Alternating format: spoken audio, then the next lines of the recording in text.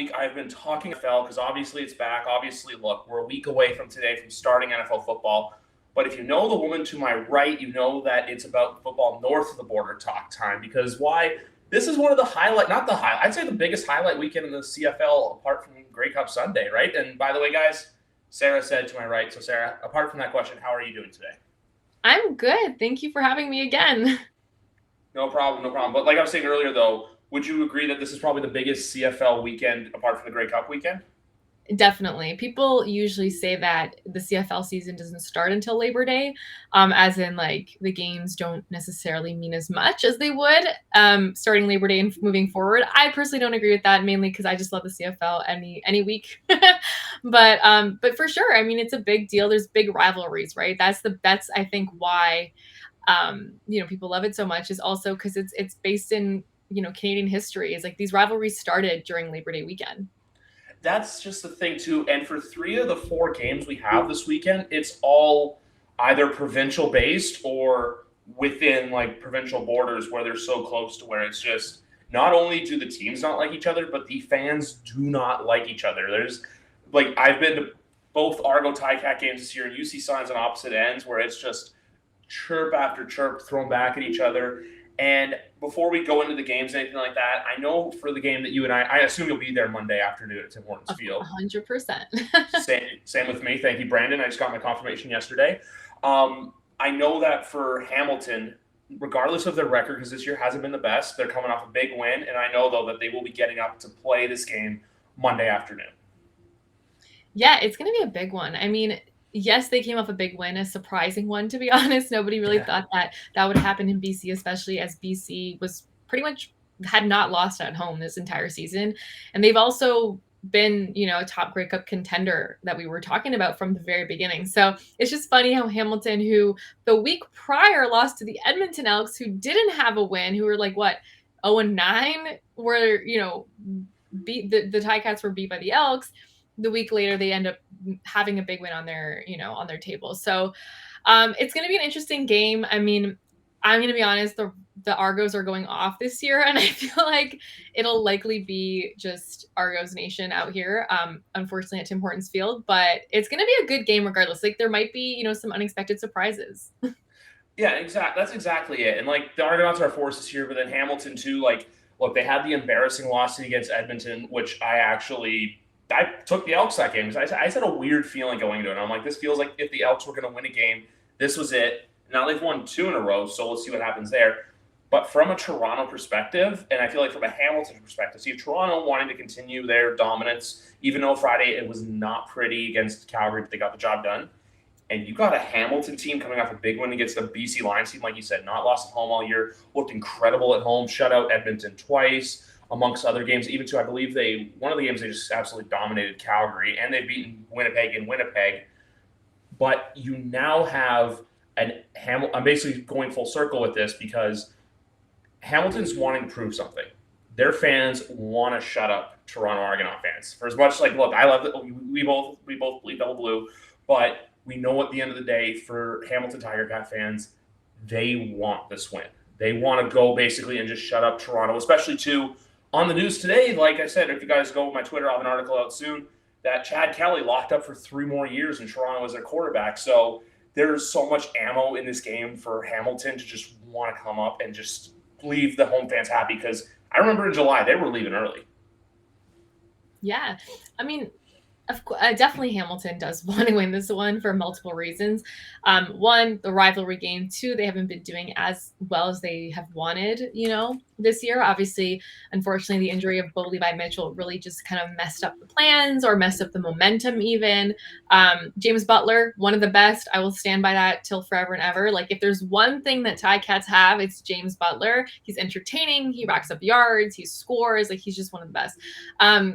And of course, he played a big role with that win against BC with his former team. But of course, the Hamilton, fans and team themselves do want this win. And especially because they're hosting the Grey Cup this year. I think for them, a lot of it is riding on the fact that like everybody's going to come and see whoever playing the Grey Cup, but of course they're hoping that it's them. They're hoping that they still have that chance to make the playoffs and get to that point.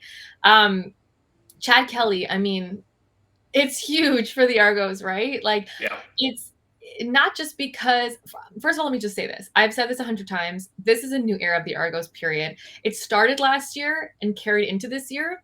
If last year didn't happen, this year wouldn't happen for multiple different reasons. But this year in itself, I would even argue, is even another era from last year, even though they are carrying that on. Like, they're probably going to be, in the Grey Cup again. That's my prediction. But it's huge for Toronto because Chad Kelly has been very vocal about the fact also that he wants to go back to the NFL. Of course, his uncle is a huge NFL legend that's been bred into his mind since he was pretty much born. He has been incredible since he was young as well, right? He got trained by the best, family members, as well as, of course, had, I'm sure, like the best staff, people to teach him how to be that go-to quarterback. And he unfortunately struggled, and I say struggled not on the field, I say struggled like in his personal life and whatnot off the field, to stay in that position to become that NFL quarterback that he wanted to be so badly, I'm sure. And it happens, but it ultimately led him here. And I will say, like, I've spoken to him a bunch of times about his journey and whatnot, and of course he's used to almost people scrutinizing him because of his past. He's used to that type of energy, oh, he has to explain himself, or he has to always mention, I grew, I got better, I'm more mature now. And he really is. And that's the great thing, is we're not only seeing that in terms of, like, yes, he's still a good quarterback on the field and he's developing in that way, but we're also seeing it in the actual locker room. Like, you can see the vibes are high. He's every single interview he does, he ends it with "Go Argos," right? He's locked in, he's ready to go. Everybody can see that, and he's performing well. And so, one, it's well deserved that he had this 3-year contract. Two, it's huge for the Argos because they're basically locking in their future and thinking, okay, we're gonna make sure that we win. That's their mentality in this. And it's also a culture thing. It's a huge thing that I think a lot of times I'm sure people talk about it, but I think undervaluing it. Of course we can look at the numbers. He has like 6 rushing touchdowns this season already. Crazy for a quarterback, in my opinion, but especially in a passing league. But it's also behind the scenes. Any TikTok you see of them, they're of the Argos on their account or on their personal stuff, they're laughing, they're joking, they're having fun. He's part of the mix. Like, that type of energy, of that connection between all the guys, is huge. And the fact that they're trying to keep that energy going, it's not going to end, in my opinion. I think it's really just the beginning. He's learned the game here in the Canadian football game, and he's committed to it. And he's also going to be the highest paid CFL athlete, which is bonkers because this is his first season technically as a starter. I don't even count that game last year against Montreal. I don't really count it. It didn't mean anything. It was the literal last game of the season. Like, it was just whatever. He did okay. It was fine. But this year, just the fact that this is his first year and he's getting paid more than guys who have been here 10 plus years. Let's just take that in. 10 plus. Wild. And congrats to him and the Argos. Well, the news actually broke today. So when I was down in practice, it was his agent who basically made an Instagram about it. And that's where all his reporters, it was from Dave Naylor, basically broke wind of it, where it was like, yeah, hey, so his agents are there posting, because obviously CFL players, their salaries aren't disclosed. And everyone's thinking, hey, it's the 25 grand a year plus you're a gym teacher in the off season, which, look, a lot of them may go that route after they play. But I think the lowest paid guy is like it's like 60 or 70, somewhere in there. So they're still like able to make a decent living. Yeah. But with the Chad Kelly points, even today, like, he was very, very thankful for his opportunity. He basically took the chance to learn and hey, I made my mistakes. The past is the past. I can only look to the future. I can only look ahead. I completely agree with you. Like, they have the videos too, where it's like, how many holes does a straw have? What's your favorite chip flavor? He's in them and he's actually answering it instead of being like, no, I'm good. It's like he's involved. Like, I see that attitude, because every game I've been to at BMO, and even the one in Hamilton, there's a sense of just brotherhood, and there's a culture built within that I think starts from the head down, that has pinball written over it. You have Dinwiddie, who also is locked up to a long-term extension. That's something I asked Pinball about today. Just a general, hey, you have 2 pillars of your organization locked up long-term. And it's basically showing that this team is committed to winning, because on Friday, some people, I think we're getting the impression of, hey, this could be a one-and-done thing. They run the table, they go all in, win in Hamilton. But I think they're trying to build up that culture of what they were when pinball was a player in the Doug Flutie days of the Toronto Argonauts. So ultimately, we'll wait and see what happens. But this is a team right now that if you look at them on paper, I even look at their schedule and I'm like, besides that Winnipeg game, every other game they have this season is winnable. So it's ultimately them against the world. And I still feel like this, that they are if they do eventually not make it or they don't get to the goal of making it, I feel like it's because they will have been their own worst enemy instead of getting outplayed by a team. It's just look, simple mistakes here and there. But like even Friday, offense was playing good, defense was playing okay. You let 32 get loose, and it's trouble for the opposing team, as we saw. So this team is versatile on all three sides of the football. Yeah, I mean, first of all, pinball, one of the best ever on the field and off the field. Nicest human being. He's the nicest person you will ever meet, period. I will make that statement. And also, like, he really impacts the organization, the players, whatnot. And like you said, yeah, like, and so I will say this. Obviously, it's good that Chad is accountable, taking accountability for the past and open to sharing and talking about it and talking about how he's grown and stuff like that. That's amazing. That's commendable. That's what a leader should do. But I think we need to let it go. Like, I feel like at this point, we don't need to be talking about, not you, I'm just saying, generally speaking, no. I think we've reached a point. I think this deal today has reached a point where it's like, this is a new Chad Kelly that we can just focus on the good at this point, like we're really, benefiting from him essentially, as from the league is benefiting, the fans are benefiting, the team is benefiting, the city is benefiting ultimately. I think shout out to him, well deserved, and he should, he doesn't even need to address that anymore. He is Chad Kelly. He's taking control. He's doing his thing. And what I like about this Argos team is that it feels like they're all getting a chance to shine in some capacity. Yes. Like the fact that Chad Kelly, this is just one other thing about Chad Kelly. Like one thing you'll notice is he has a handshake with like every single receiver. They score a touchdown, they make a big play, first down, whatever.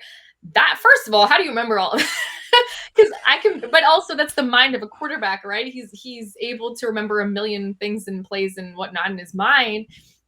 Yeah. That makes sense. But he has that bond with everyone. You're seeing DeVaris Daniels go off. Let's give a clap for him because he's always been an incredible athlete, incredible receiver, but he did not get the chance before to really show that. He had he had one, I think it was 180 yard. Yeah, that game. He had 3 touchdowns. The 3 touchdowns against Ottawa. I will never forget this. I keep repeating it like this whole past week. I've told like 5 people. But like he basically said, I haven't done that since high school. Like I literally was like, I can't remember the last time that I did that. But that just shows, Chad Kelly and his receivers have a trust among them. And not even just the receivers, obviously running backs as well. You got Andrew Harris, legend last year in playing in the league, as well as AJ Ouellette. Like it's just, it's the relationships that really translate onto the field, and you're seeing so many guys get the opportunities and really scoring and making numbers. And you're right. Like I think ultimately, if they fail, quote unquote, knock on wood, I'm not right now. I think you're right. It'll just be like mistakes that it may be unexpected or something, but I don't think that any other team is really capable of beating them in the way that maybe other teams have been beat this season in an unexpected way.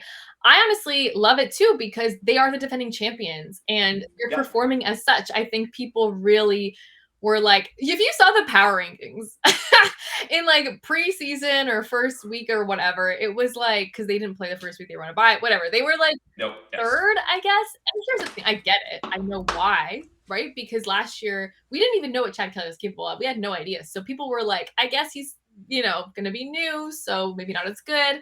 Put him a bit lower. But they're acting as defending champions should, and it's just the beginning, in my opinion. And I'm excited to see what happens. I mean, I think there's bound to be, especially with a long season, a long regular season, there's bound to be like moments where they maybe don't, win all the time. But I think ultimately, like securing that number 1 spot, them getting that bye likely, right? They need that bye because they haven't had a bye, or they've had 3 byes, sorry, but they're not going to have a bye in the last chunk. Is going to be super important. And you're right. Like they're playing Hamilton twice, I think Ottawa twice, and Montreal twice. So it's like all the East teams, which frankly they can beat. Montreal's pretty good, I will say. Like Montreal is a a question mark in my mind. They can just They're a roller coaster. yeah, they're kind of like I love that for them. I mean, and that's a whole other conversation because of the struggles they face in the off season with the changes. But yeah, no, I mean, honestly, I'm an Argos fan, so that's number one. Obviously, I'm excited in that regard, but also they're so much fun to watch. I think if you're gonna, I mean, I know you have some American guys or people fans watching this. Um, please watch the Argos if you're gonna watch one team.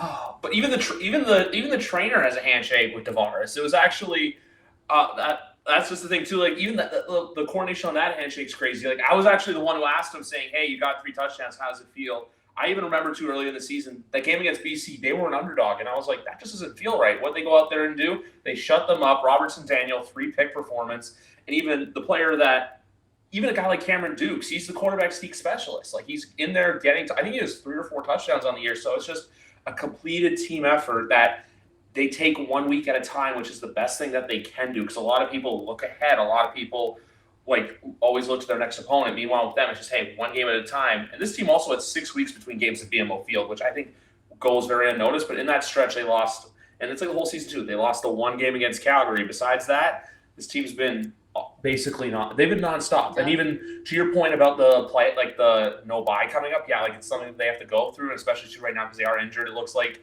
Deshaun is on the 6-game injured list.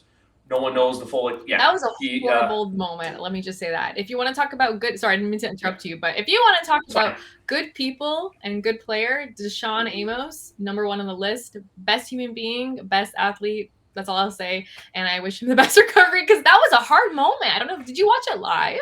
Yeah, I was right there in the press box. We didn't realize what happened, and then the stretcher was coming out and everything like that. And then after the game, he's just rolling along. He's got even at practice day, you know those like scooter things where people like you rest your knee, but you're in a cat. He's in an air like one of those like walking casts, but then he's just like scooting along, like life's good and everything like that. And I'm just like, damn, like even a guy like Enoch who hasn't played all year, like I looked at him and I'm like, you're just the vibes guy. Like he just literally brings like this. There's just such a good vibe around this team. Like it's something that you can't get attracted to. And the one thing I'll say before we get into this weekend's games with Chad is I asked him this.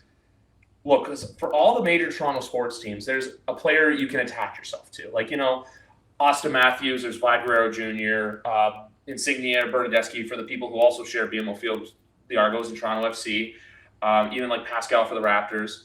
I feel like Chad Kelly is that person now to where fans of Toronto Argonauts or people who are slowly becoming a fan of the Argonauts, they can attach themselves to him because we've got this. I would say this, for as good as Ricky Ray was, I feel like this is the first star quarterback that Toronto fans can sink their teeth into since Damon Allen. No disrespect to the other guys, but I just feel like even like Zach Collaros, he was only here for a little term. He never had true success with the team. But this feels like the first star like quarterback that's like going to revitalize the franchise since the Damon Allen days. And those were like 15, 20 years ago. So it's been a while, but it's good to see that, look, fans are coming out because like Friday night was a hugely attended game. And that this team's got a winning pedigree right now. So it's just a combination of winning. 100%. I totally agree. And I think it's also a perfect fit because there's multiple reasons. Let me just listen and I can move on. But one, I just want to mention, like, you're right. And it's exciting. And it's so important, right, that he is that guy because one, he's pretty young. I mean, as guys will stay sometimes they're like, 36, I think Trevor Harris is at the moment. The quarterbacks can stay in the league. You know, we've seen even with Tom Brady set the tone of like an older quarterback. So he's 29 right now, 3 years to go for sure, sign the contract. So I can only assume maybe another 3 years after that. So the fact that he's young, we can like rely on him being here. 1. 2, he started with the Argos. Last year was his first year in the CFL, and so he's Argos true to the core. He helped win the Grey Cup, which I feel like makes a big difference because we saw him be a champion with his team, and he was the guy that helped make it happen. And then also the fact that Buffalo fans and Argos fans or Toronto people are like intertwined, and his legacy is with family legacies with the Buffalo Bills. He's from Buffalo. He went to high school in Buffalo. So it's just like the perfect storm. So I'm excited. So am I. I'm excited too. And that's like, because that's the thing like here, like where I've been saying to open this show, like it's been NFL because obviously we're a week away from that. But then Labor Day, like I said, we got 4 games.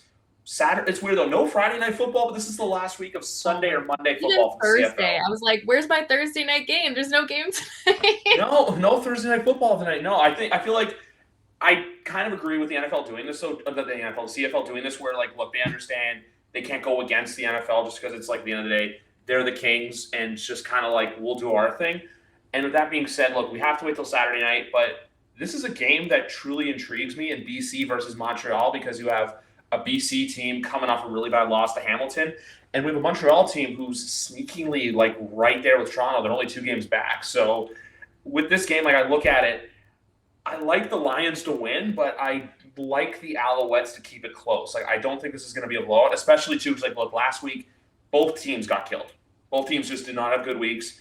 I thought with just before you talk, I just want to say something with the Thursday game. I remember seeing 20-17.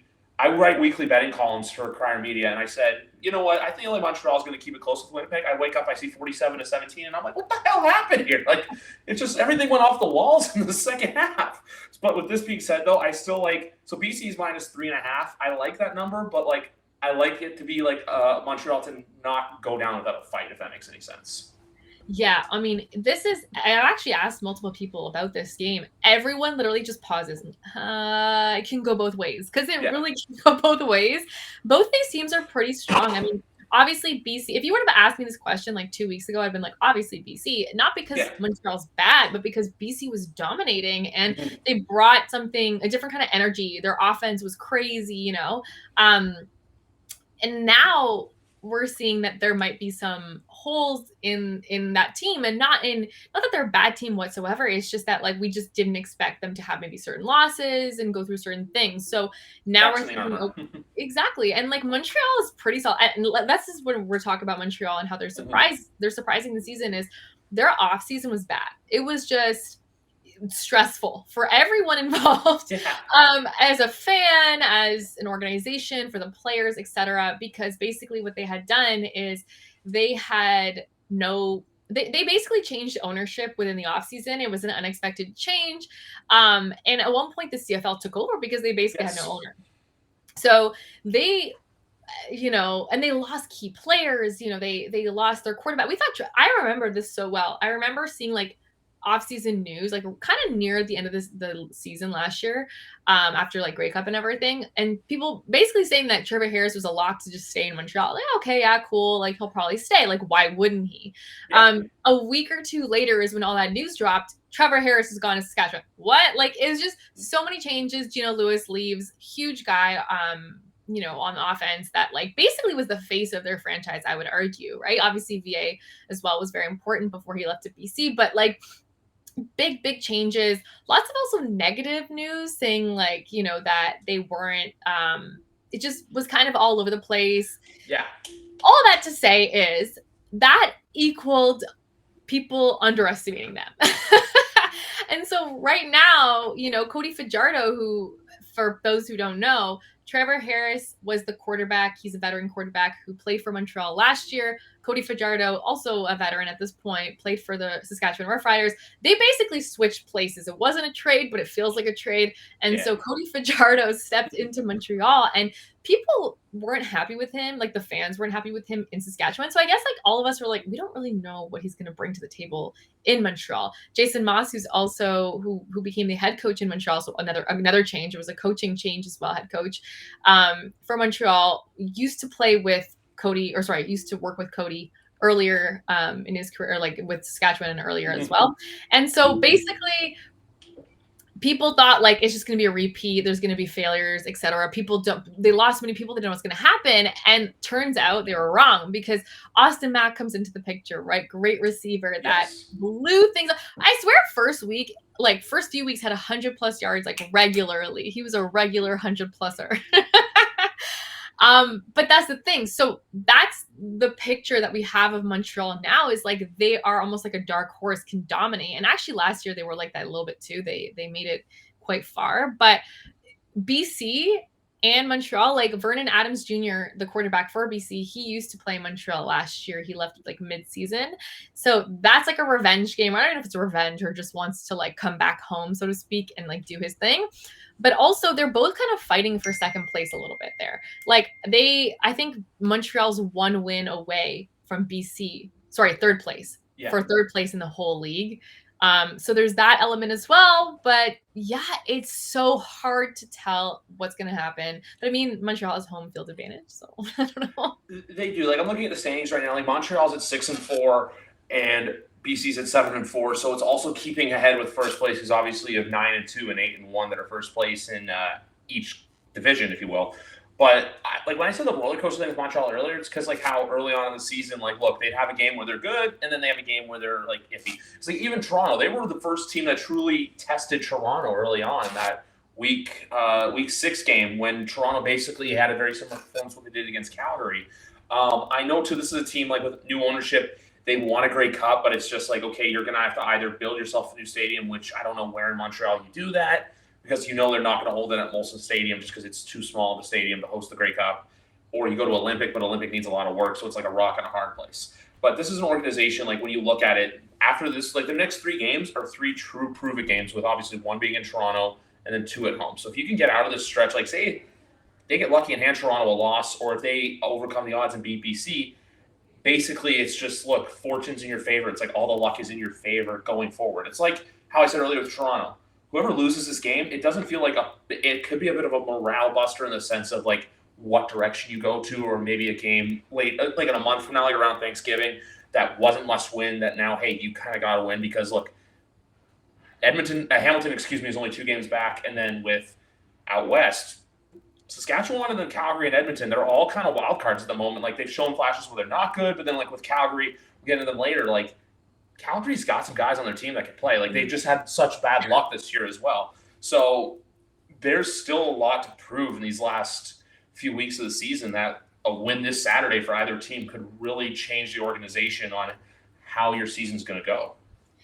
That's kind of how it feels for the whole weekend. Like every single game could go a weird way. I would argue that the Argos game is the least likely, just because of their track record and Hamilton's track record overall the season. But the other games, like any team could disrupt any team essentially, right? And it makes a big difference over time, not necessarily because of that one win in terms of points, but because of the momentum. Like imagine if the Riders beat the Bombers. Like that's throwing off everything we know about the Bombers in our minds. Not that like the Riders, for example, have a better record within the series, the Labor Day series. They are coming off a bye week. They're playing at home. There's obviously advantages. They've been doing well, but it's still, the Bombers are a significantly, or supposed to be, let's just say, a better team, right? And especially in the last few years, they won last year. They won the Labor Day game last year as well. So like, it's just, there's a lot of question marks, but I think that makes it exciting because like I said, like last year or the years before, 2021 was a shorter year because of COVID. 2020 was canceled because of COVID. So the last time I would argue was 2019 that we saw real teams at their full potential, Whereas now it's like, we're back to that area where there's competition across the board. So many quarterback changes, whether it was, injuries that, other guys were coming in changes in the off season. And we're getting to a point now where we're really seeing that like those changes made a difference and that there's just legit competition in the CFL. You love to see that. Like, I feel like the Elks could surprise us. I feel like they could go off on a streak and then we could be like, hold up, well, they're suddenly in the playoffs, and you just never know, right? But specifically this weekend, it's a huge deal. And like you said, like there's going to, like, we're going to see every game matter so much, and we're going to see a lot riding on these games that will continue on into the next half of the season. That's exactly it, because with like this, how teams can change. Because that's the thing, like where 2021 you could have a bad year, and then 2022 you're there. That's why the CFL, there's so much parity. Where one year you're king of the castle, and next year you're in the basement. Like quickly too, like even when I look at the odds, like with the BC Montreal game, it's 63% of the money's coming in for BC and 37% Montreal. But for Sunday, 72% of people think that the Blue Bombers are betting towards the Blue Bombers winning the football game. I feel like, look, both, like you said, Saskatchewan's not that they got more to prove, but this feels like a game where I think whoever wins, it's going to be a statement victory, because for Saskatchewan, it's a win that can turn your season around, or for Winnipeg, it's just we're coming in, you can't do anything to stop us. You could press against the door, but they're just going to kick the door down and just run the ball through you. And even the fact too with them, they have so many, not the fact that they have so many stars, but the 2 of their 4 biggest players are Canadian. which makes a huge difference, a huge deal, especially in a league like this. But when I look at Winnipeg and Saskatchewan in the Banjo Bowl, I'm going to say this. I think Winnipeg's going to win, but I honestly wouldn't be shocked if we saw an upset here, just because it's one of those moments where, look, you have, like you said, Saskatchewan coming off the bye, Winnipeg coming off big victories. Am I almost talking to myself into Saskatchewan getting the upset here Sunday night? Because I think I might be. I mean, I feel like a lot of people are open, like more open to that than ever, right? That like I said, like that the Riders might really disrupt things. I will say though, the Bombers are one of those teams that, and we've seen it a lot this season. They look like they're kind of maybe, hey, whoa, are the Bombers getting beat first couple quarters, like first half of a game, then dominate. Like they'll rack up like 20 plus points within like one quarter. You know what I mean? So they have the potential to switch up real quick if their defense is locked in. If they're often, if Dalton Schoen is like looking like this as Zach Collaros, they'll have touchdown to touch. This guy has like back-to-back touchdowns in multiple games. I feel like so there's the Bombers really can just dominate. But it depends on what's it just really depends on momentum. It depends on how also locked in the Riders are. But I mean, the Riders defense has been pretty good so far. So I feel like you just never know. Like, honestly, like that's the thing is if you asked me last year, I'd have been like, of course the Bombers, da-da-da. This year, oh my God, get your popcorn. Like your bets are legit. You're refreshing the betting apps. Because I don't even like, now that we're talking about it, I'm like, hold up, maybe the Riders got this. But it could go in so many directions. But what I do like about the Riders this season is like there's an ease to their offense. Like if you see Samuel Amelis, Sean Bain Jr., like the way that they've handled the ball, the way that they've gone about things it just felt like it flows.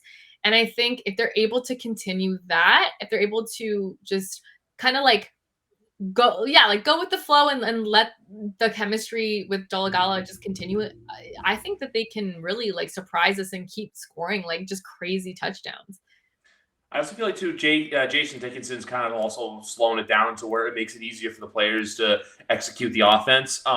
When I look at this game here, like, look, I know for betting picks, like I said, like, am I talking myself as them winning or whoever's winning?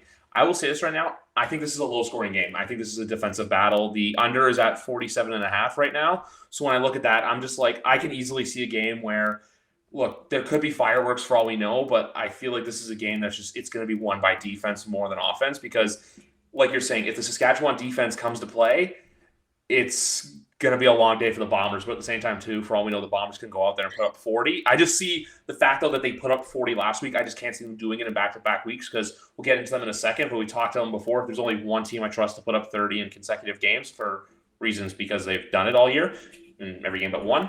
But that's just the way I look at that game. Like, if I were to bet money, which I think I may because why not? It's Labor Day weekend. Let's have some fun.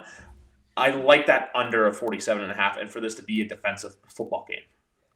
100%. I mean, that's the thing, right? Like you were mentioning, I think the Bombers defense is also it's known to be one of the best. You've got some great veterans who know what they're doing and who have definitely like that's the thing too.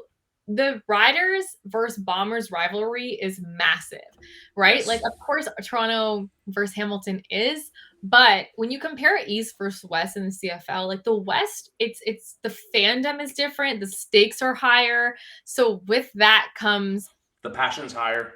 Exactly, right? Like it doesn't mean that, again, Argos, Hamilton, like it doesn't mean that there's not going to be a big competition there, but I would argue that like the West is totally just the players know what's at stake. They know this is a huge deal. So I think everybody's going to be on their A game. It'll just be a matter of who's able to rack up those numbers, or like you said, if the defenses are able to really make a difference. Like I think, and I love it. I think it's just kind of an up in the air thing. I have a feeling, and it might not be the Riders game, that we're going to see a wild upset this weekend. Like you can quote me on that. Like there's going to be one game that's just absolutely absurd. I have a feeling.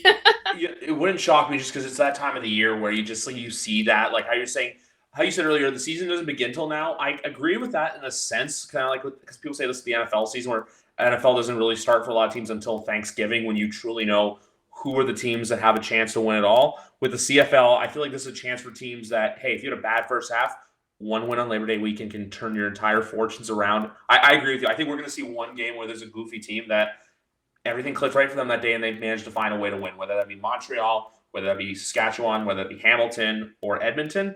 We'll have to find out and we'll have to find a way and wait and see. But with that being said, we do have Toronto Hamilton. We've got both provincial games Monday.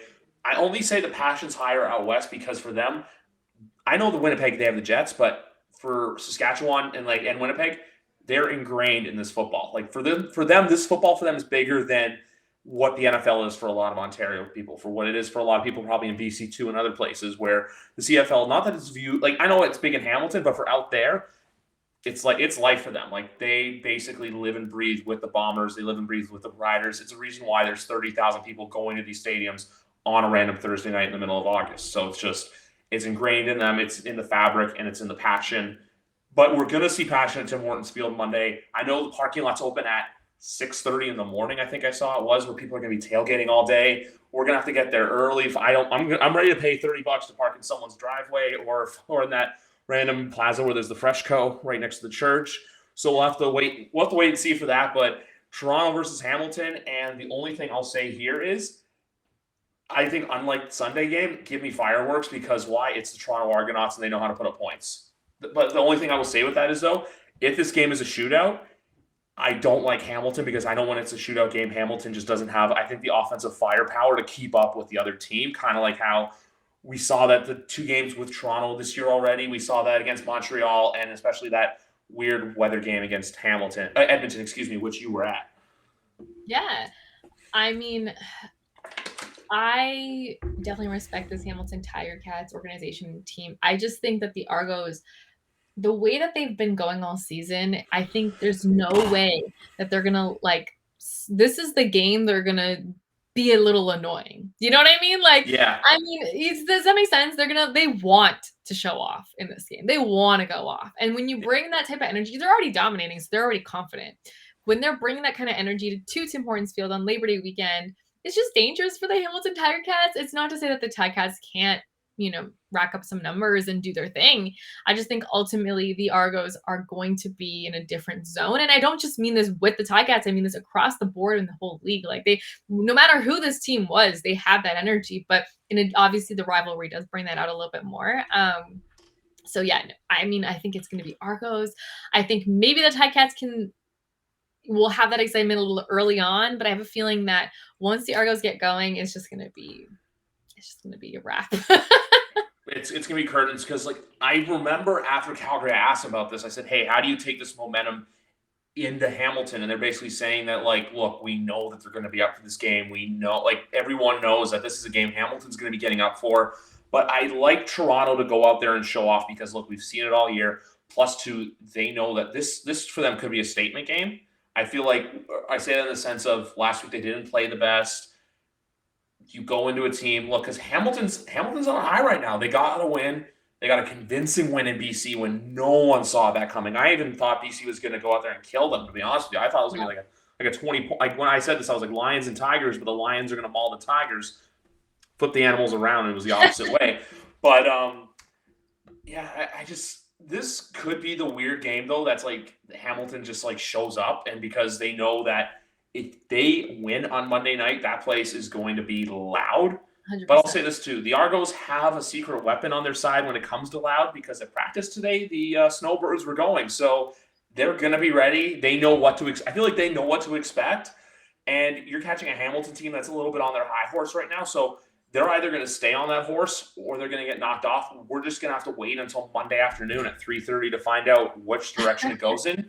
Also say this too. I love the game time. I love that it's not like a 1 o'clock kickoff or it's late night would have been cool. But I love that 3:30 smack in the middle of the afternoon kickoff time for this game. Oh, for sure, for sure. I mean, and that's the thing. It's you never know with the CFL, right? Things can change in the last couple minutes of any game, so it's hard to say, even if there is a really favored team. It's hard to say. And when the home stadium, especially a passionate fan base like the Hamilton Tiger Cats, is supporting the team, is coming out, is tailgating 6 a.m., is spending the day, starting early to support the Tiger Cats. You don't know what kind of impact and influence that can have on a team. So You know, I'm excited for Ticats fans. I'm excited for the Ticats organization. And again, like I said, I will say this every single time. James Butler, guys. If you want to watch the Ticats, lock your eyes on number 9 because this guy is incredible. He will make something happen out of nothing. And so, again, like if he's able to dominate like he did in BC, who's to say that the Ticats can't have a chance? And again, that's what I love about this league. And it's the perfect thing, perfect momentum or perfect energy for like a rivalry, a big rivalry game. Exactly, like where there's the fans that like hate each other. There's like, so like my one side of the family, like they love the Argos. They basically take the Oski wee wee to lyrics that I'm not going to say on the air, but I love doing this just because we have to add the betting aspect. I want to see what a James Butler touchdown is worth because that's the one thing I noticed with Toronto is that sometimes they have trouble and they're not available yet. But when they are available, I'll shoot you a text. They have trouble in the tackle game, and we also saw this too against Calgary, and we saw this against Ottawa. If you run the ball on them, they've been having trouble. Calgary did it. Darren Crum, who looked Ottawa for as down in the dumps as they looked in the last few games, Darren Crum still managed to run around and get some plays off. That's why I love a game like this to where I feel like it's going to be a shootout because, like, I expect Toronto to go in there and put up 30, and who's to say Hamilton's not going to go in there because, like I said, they're going to be up for this game. Orlando Steinauer is going to have everything.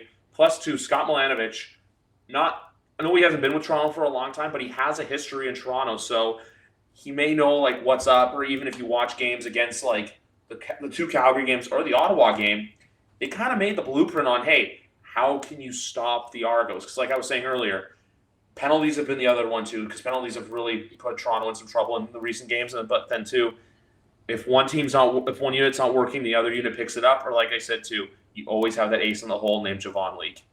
Oh my God. I was actually going to mention Javon Leake. Shout out to Javon Leake for scoring. It was his 4th punt return for a touchdown this all-time single season record. I mean, and he was so sweet. He was like, I'm going to give this ball to my mom. He was so happy, as you should, Javon. And that's the thing. Like, there's guys that I think, again, he was there last year, I believe. And he was like, nobody thought, not that like they thought he was, he's always a good player, but we didn't see that potential come out till this season. And so there are some guys that will just show up in ways that you don't necessarily expect or you didn't see previously until this season when they're getting that chance and that momentum. He's incredible. So I'm just so proud. But yeah, I mean, James Butler, I would actually love to know what the odds are for that because I mean, I can only assume that they're going to give him the ball 100 million times because he really just doesn't give up on when he runs the ball. Because that's just it though, because like, he doesn't give up. He knows how to run the ball. So it's like, hey, if you're going to beat Toronto, you're going to do it on your feet. I believe it's still going to be Taylor Powell starting on Monday, but then Bo Levi should be back soon. But at the same time, too, this is another game where if Hamilton somehow sneaks out the win, it's like, okay, we've beaten BC. We've beaten Toronto on Labor Day in our own house. Oh, that would be wild, bro. You've got Ottawa coming up on Friday. So it's just this thing now where it's like, who's to stop us? Plus, too, with Hamilton, apart from hosting, it's the fact that they haven't won since the turn of the millennium. That's the other thing with them, too, where every other team has a Grey Cup from 2010 onward. Hamilton doesn't have one from 99 onward. So it's just for them, there's just that extra X factor to go out there and get the win. So we'll see what happens. But ultimately, like I said, I think Club Dub is going to reside in the visiting locker room Monday afternoon. Club Dub. Oh my God. I love it. And that's the problem is I'm one of those people, I cannot hide my emotions. And I'm not biased. I'll say it like it is. But when you mention the Argos, my face lights up because Club Dub is real. They do be racking up those dubs, and they've really proved that like they can. And I agree. I think Hamilton will try, and I think we're gonna be impressed in a way, but I don't think they're gonna ultimately get the win. Yeah, I feel like this is gonna be a game like the spread's at about 7.5 right now. I still feel like there's a chance that's covered. I feel like this is a touchdown kind of game, but where there's just one difference, and when it comes to the difference makers, like Friday night, I ultimately see Toronto just having the upper hand on this. But then when you go out west for the Monday night game, for as good of a story as Hamilton's been, I'm sorry, this is a retribution game for Calgary, just because they've got a sour taste in their mouth from how they lost. Plus, two, only having the one home win on the year, you get Edmonton in there where it's kind of like, hey, people think They've won 2 in a row. Can they do it? I think this is a game where you look at it where you have to go, Calgary's got it. I'll say this too. Jake Mayer is impressing the hell out of me this year. The kid can throw the ball. Reggie Bagleton, like, he came out of nowhere and balled out on Friday night, where I was just like, oh my God, this guy's just catching everything. Luther, I'm not going to try to pronounce his last name.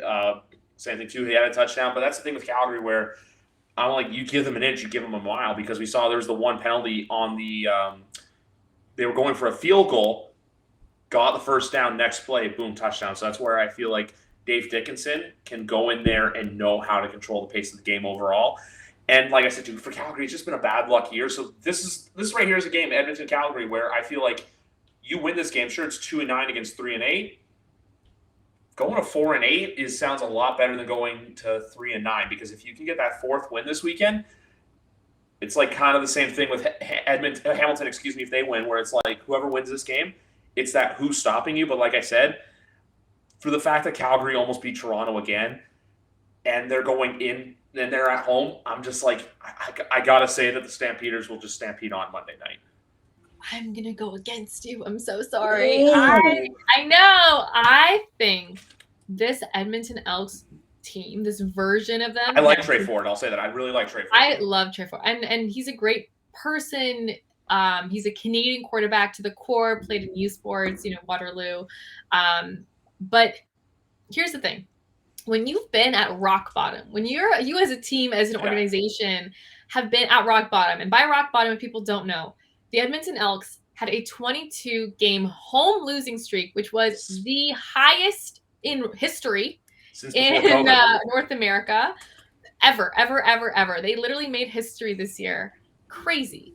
What were they? In general, they didn't have a win. They were 0-9. So they didn't even win away for like a big chunk of the first half of the season.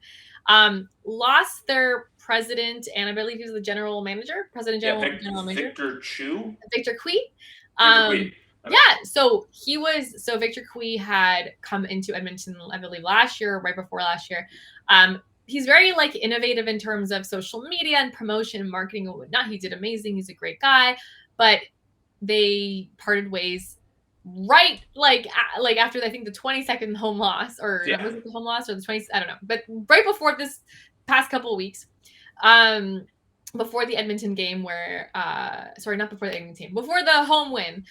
Anyways, all that to say is there was a change in the offensive coordinator. Jarius Jackson took over as offensive coordinator.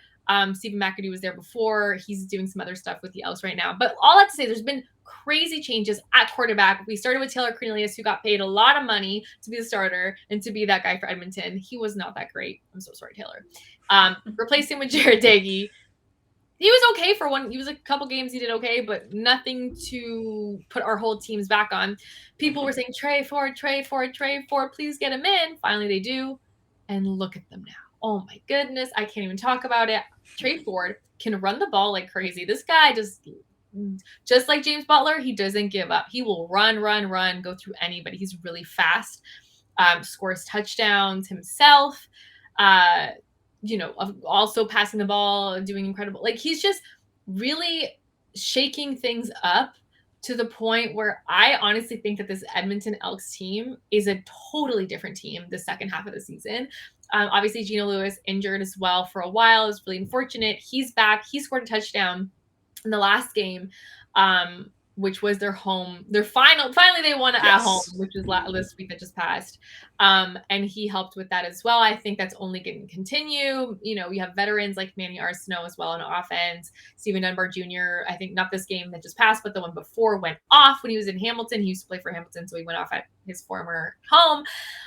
So yes, I think that they are developing something that, yes, they're still new. It's still raw. We don't know what to expect. But I think that their momentum and their energy, they've been so low that they're just like, I can't do this anymore. And I think they have they're going to put all their cards on the table. They're 1-2 straight. They're going to get a third, I think, at McMahon against their rivals. I don't know, because you said Jake Mayer. You were impressed by Jake Mayer. I'm going to be honest, I wasn't. And it's just because the hype around him after the Bo Levi stuff was massive. And I'm not saying he didn't perform well. There's games where he really did. But I don't think that if you were to compare the quarterbacks, not that like you can just magically compare them and they're not exactly the same, obviously, they don't have the same experience either. But if you just were to compare it right off the bat, Trey Ford is, I think, in a separate section. And I think he's going to be similar to Chad Kelly, different, of course, Yeah. but similar. I think he's going to be one of those guys that just stays as starter somewhere, whether it's with Edmonton, obviously this year, but who knows the future, but he's going to be one of those guys. Yeah, because like I was looking at it today with the Chad Kelly signing, where I look at all the quarterbacks in the league, and I'm like, okay, like I was saying earlier, like fans can attach themselves to, like BC. I'll say they do. Trey Ford feels like that guy that like it's still. I started saying this expression because I love using it for football players, but it's like when you're cooking steak and you just don't throw it on the grill raw and expect it to taste good. That you gotta like let it marinate, let it like let the flavors soak in. It's kind of the same thing with a football player with development where look, you can't just throw them on the field and expect greatness immediately. They got to work their way up to it, kind of like how Chad Kelly's proven himself with his contract. I feel like Trey Ford's in that stage now where he's got all the tools, he's got the traits, and he's got the personality to be that person, but you got to give him some time to get there. I'm just, like I was saying, I was just impressed more or less with Jake, the way he can throw the ball and he just could go out there and chuck it. Obviously, look, he did make some mistakes, but it's just the fact that when they, like the fact they were down 14-0 and that he just managed, hey, we're going to go out here, chuck 2 touchdowns up, like I was saying, to how Bagleton went off because there was someone on Calgary who was off. Bagleton went off. Yeah, he had like 3 touchdowns for like 2 or 3 touchdowns, but he also had like I think at least 160 or 170 yards in that game receiving. So that's the thing though with Calgary, where I feel like they're a very high risk, high reward team where they'll take the risks, but then they know they'll take the risks knowing that if they don't get them, they're probably going to lose. But if they if they play that high risk offense, it can either go in their favor. I just like them on Monday just for that retribution factor, and just because too, I feel like it wouldn't shock me. Like I said, it wouldn't shock me to see any of these teams win or lose. I just think that Calgary's coming in with that chip on their shoulder, kind of like how BC's coming in with that chip on their shoulder. Even Montreal to an extent, because look, Montreal was a team that's like, hey, they're looking good. Like even Ryan did what he said after Ottawa, where he's like, hey, I don't pay attention to the standings, but I know Montreal's right on our back. So you have all these teams with something to prove. And then with Toronto, I don't think it's something to prove, but I think it's just something to build off of. It's something to really drive just basically drive that nail through the coffin to where it's like, hey, there's a very good chance that hopefully when you and I return in 2 months, Lucas, if you're listening to this, that when we go back to Hamilton in November, it is the double blue coming out of one of those tunnels. I mean, I would love that, of course. But just going back a little bit, also to Calgary, I mean, they've struggled with a lot of injuries as well. Yes. So it's Kadeem Carey, who is one of the best running backs in the league, was out for. I actually didn't check the update, so I don't know if he's able to make it this Labor Day, but he was out as well as Tommy Lee Lewis, I believe, one of the receivers. That's who it was. That's who I was thinking. Yes. Tommy Lee Lewis was out Friday. Well, I'm not saying without them they can't. Of course, again, like Reggie Bagleton did what he did, and that was amazing. But it is hard, right, when your offense is missing these key guys that you're relying on. So I feel for them for sure. But yeah, I mean, one thing I will say about Trey Ford, and this is just something that just came to my mind right now, so I'll just throw it out there, is what makes him unique as a quarterback is the youth sports aspect. He's played Canadian football from the beginning.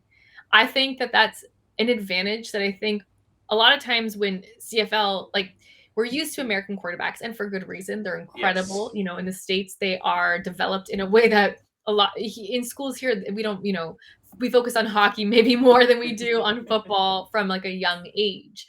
But that said, I think there is something to be said for a quarterback that started in Canadian football, played in Canadian football his whole career, and dominated. So it's just, you know what, like you said, like you just don't know. You just don't know. And Toronto, I mean, going back to what you said about Toronto, like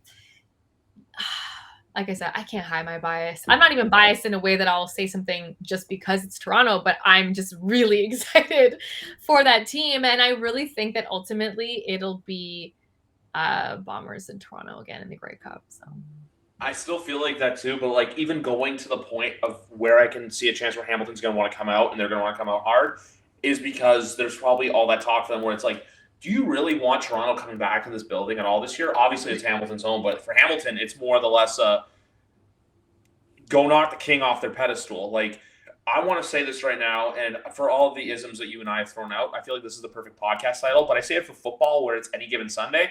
For this week, it's any given Saturday, Sunday, or Monday. So you basically that's what it just feels like. Like the CFL is so unpredictable to the sense of where it's like anything can happen. But ultimately, like I said, with Toronto, it's that you ride with them until they prove you wrong. It's like anything, and even like with Calgary too. You have all these players, like you've had all this bad injury luck, like I said, no Tommy Lee Lewis, but then it's just like if they can get everything clicked right, I feel like it's just the thing that can turn their season around. And also to beating a rival, it's just there's a feeling to that. And even like Chris Jones, I watched the Edmonton post game video after they beat Ottawa, and he's just like, guys, just remember this feeling. Remember how good it feels, because for them, used to losing, and even we even talked about him where people wanted him fired, but the Elks financially couldn't do it because it would just end up costing them so much more money to have not this guy coach your team. So with that being said, you have 9 teams. Actually, I'm going to say 8 because for as cool as the story Ottawa was, I just feel like that glass slippers turned back into a pumpkin. That's the carriage just turned back into a pumpkin for Ottawa for as much. Because like I even remember telling you where I was just like, I think that was the first time you and I met where I said, I could see every team winning but Ottawa and Edmonton. I'm still going to say that, but I feel like Edmonton's that team where if they get a third win in a row, it's kind of that, hey, it's us against the world mentality. Like, who is stopping us? Like, that's the thing with them. So a win for all of these teams means so much in so many different ways. But at the same time, too, for as much as a win means a lot, a loss for some of these teams, I think can really put a wrench in your plans to go to Hamilton come November 19th. It's huge, honestly. And it's that's what makes it fun. That's why I'm so excited for this weekend. It's like the stakes are high. And for me, like in terms of the top teams, right? Yeah. I think that this is my argument, not even argument, but obviously we're going to see a lot the next few the last half of the season and the next few days.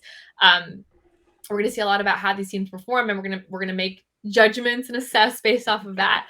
But for me, the biggest thing is that Toronto versus Bombers game, which I think is like in week 17. And we haven't seen them play yet each other again since the Grey Cup last year. To me, that says we'll say it all. It will literally say it all. And it doesn't mean that if, let's say, Bombers or Argos win that game, that they won't, if they meet again in the Grey Cup, they won't be able to, beat each other, like whoever the opposite person can, or opposite team can beat the other team. But I think we haven't really seen that game that we need to see to like make that full assessment, because yes, the Lions, for example, we saw them play against the Argos. VA had those 6 picks, which was like the first, it was like the first stumble, let's just say, for the Lions. That was very apparent. But VA still, I think he threw still for over like 300, 400 yards that game. And he was able to continue some success as well. So like, but the Lions, for example, as the third team that were the top 3 ones that can really like win the Grey Cup based off of the conversations that we're all having in off season during the season, is the Lions are more like up in the air, and they don't have that pedigree, and not that they haven't won the Grey Cup before, but it's not recent, right? No. So these guys that are on this team a lot of them have not necessarily seen that themselves, right? They recently got to that point where we can maybe win a Grey Cup, we can make it to the playoffs, et cetera, et cetera. Whereas Argos and Bombers are already in that space. So once we see those two guys go head to head, I think, and it's further in the season, so it's pretty much basically the end of the season at that point, we're going to get a way better picture. I think that's going to be like a life-changing moment for us. For me. Okay, so I've said this many times, but like I said, I'll have to probably change the podcast title after your rant there, which I just loved it. But that BC Toronto game, I always remember this too. That Toronto was an underdog going into that game, where I still feel like people were like, I don't know. I still feel like that was the coming out party for Toronto, where I even remember after the Hamilton game, I talked to Roberts and Daniel, and he told me, he's like, no one's targeted me. Like, no one's like, his target share went down significantly after that 3-pick game where he barely saw the ball against Hamilton and Montreal. So it's just that thing where that was the coming out party for them. But I feel like that Toronto-Winnipeg game is truly going to be viewed as a potential Grey Cup preview, because I remember everyone back in week 1 was saying Winnipeg and Hamilton, like that's the Grey Cup preview. But then the Argos home opener, boom, Chad Kelly, 3 rushing touchdowns. there's been so many threes, like the 3 picks by Robertson.